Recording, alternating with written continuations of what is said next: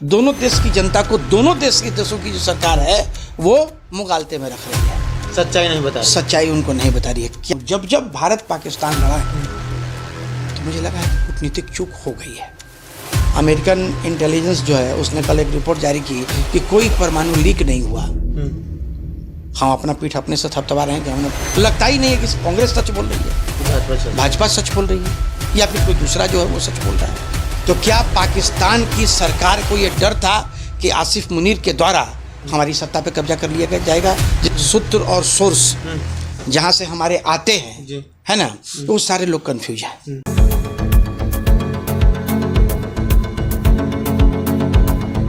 नमस्कार, मेरा नाम है आदर्श और आप देख रहे हैं फाइनल पोस्ट। पाकिस्तान को भारत से जंग में करारी हार का सामना करना पड़ा, इसके बावजूद जनरल मुनीर को प्रमोशन मिला।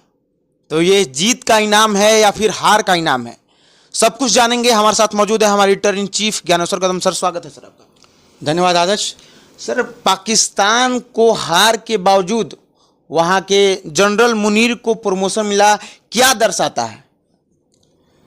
देखिए आदर्श, आपने सवाल एक बहुत बड़ा खड़ा कर दिया। ये जो प्रश्न आपने पूछा जी, इस प्रश्न के पीछे जो सच्चाई है जी, उस सच्चाई से कोई दरअसल अवगत नहीं है।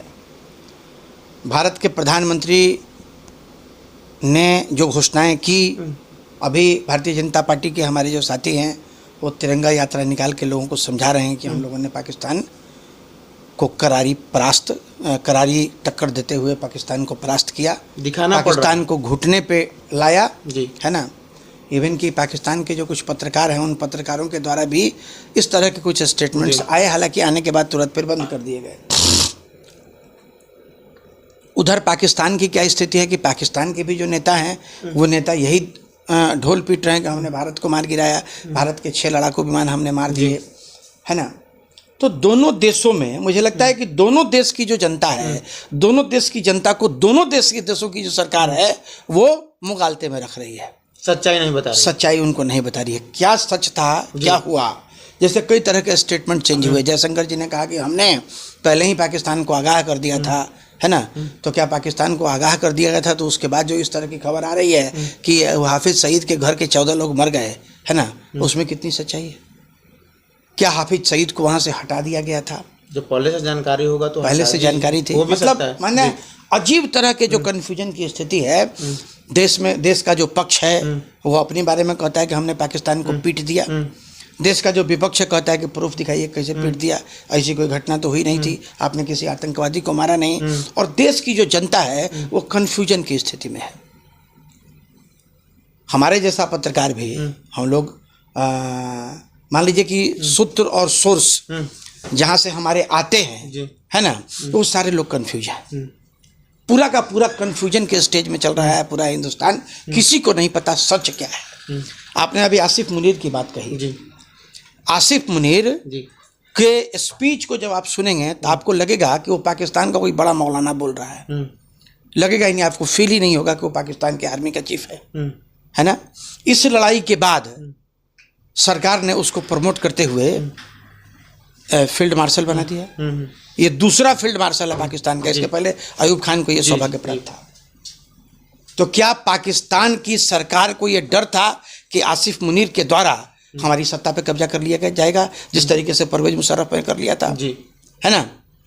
इंटरनेशनल जो खबर है वो इंटरनेशनल मार्केट में आप ये बात पब्लिश करना चाहते हैं, देना चाहते हैं कि भाई हमने भारत को पीटा, हमारे हमारे जो एयर चीफ मार्शल हैं मुनीर के नेतृत्व में हम लोगों ने मजबूत लड़ाई लड़ी और इसका इनाम हम इनको दे रहे हैं। इनाम तो उसने दिया। Full of confusion.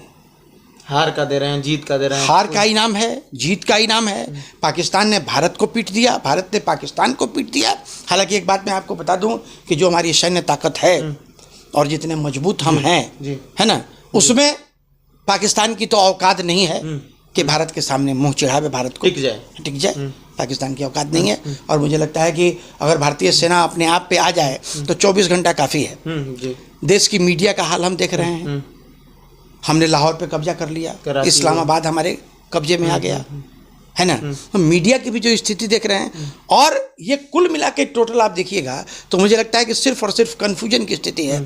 देश की जनता को, देश की सरकार कन्फ्यूजन में रखना चाहती है कि हम हैं तो आप सुरक्षित हैं, है ना, और इसलिए आप हमको वोट कीजिए। क्योंकि अभी बिहार में चुनाव होने हैं, जी। है ना, बिहार में चुनाव होने, और बिहार का चुनाव सरकार के लिए बहुत ही महत्वपूर्ण है, क्योंकि बिहार के ही समर्थन पे सरकार वहाँ टिकी हुई है। सेंट्रल में सरकार इनकी टिकी हुई है। तो तमाम तरह की जो स्थितियां हैं, और मैं आपको बताऊं कि इस देश का कोई भी यूट्यूब चैनल हो, कोई भी नेशनल चैनल हो, कोई भी अखबार हो, ठीक है, सब जगह सिर्फ और सिर्फ कन्फ्यूजन की स्थिति है।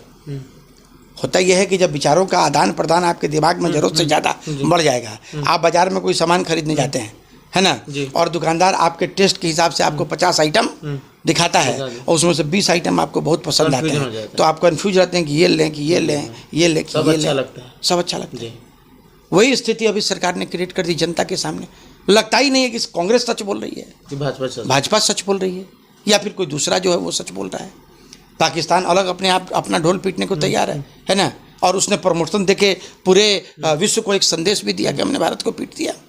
जी, बड़ा सवाल। दूसरा एक चीज़ और भी है, देखिए, एक बहुत बड़ा सवाल है। एक बड़ा सवाल यह है कि भारत अगर युद्ध में जीतने की स्थिति में था, हाँ, तो कोई भी जो युद्ध होता है उसमें एक समझौता होता है, तो समझौते में भारत को क्या मिला, ये देश को बताना चाहिए। देश को ये बताना चाहिए कि समझौते में भारत को क्या मिला, क्या प्रॉफिट हुआ जी? क्या प्रॉफिट मिला भारत को, क्या मिला, क्या देखकर युद्ध को रोकना पड़ा? क्या देखा हमने, क्या देख के हमने युद्ध को रोक लिया। अमेरिकन इंटेलिजेंस जो है उसने कल एक रिपोर्ट जारी की कि कोई परमाणु लीक नहीं हुआ। हम अपना पीठ अपने से थपथपा रहे हैं कि हमने ब्रह्मोस मारा, वहाँ हमने पाकिस्तान का परमाणु लीक कर दिया, और इसी डर से जो है सो पाकिस्तान हमारे पास आया और हमने उसके साथ कंप्रोमाइज कर लिया। आप ये बताइए कि हम अगर जीत रहे हैं, है ना, पाकिस्तान हमारे सामने गिड़गिड़ा रहा है, हाँ, तो हमारे साथ जो समस्याएं इतने दिन से चल रही हैं, लगे हाथ में पीओके पे कब्जा हो जाता, झंझट ही खत्म हो जाता, पूरा का पूरा बवाल खत्म हो जाता, पूरा झंझट खत्म हो जाता जी। बस सरकार ने वो भी नहीं किया। तो कहां से दबाव था? विदेश नीति के बारे में एक चीज, एक बड़े कन्फ्यूजन की स्थिति है। 88 यात्राएं मोदी जी की हुई पूरे अभी तक पूरे विश्व में जी।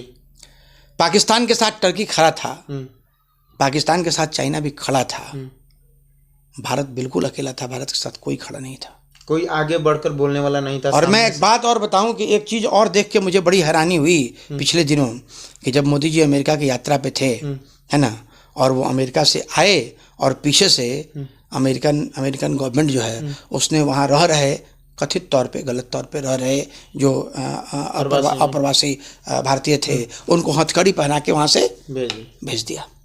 उनको हाथ खोल के भेजा सकता था, उनको हाथ खोल के भेजा, आपने पकड़ लिया है, संदेश दे रहे हैं, ठीक है, उसने एक संदेश दिया। अभी भारत पाकिस्तान युद्ध में जो ट्रंप का बयान आया, ठीक है, वो भी एक बड़ा कड़ा संदेश है, वो भी एक बड़ा कड़ा संदेश है। दो देश के, तो अपनी जो हमारी कूटनीति है, हम कूटनीति में कहाँ फेल कर रहे हैं?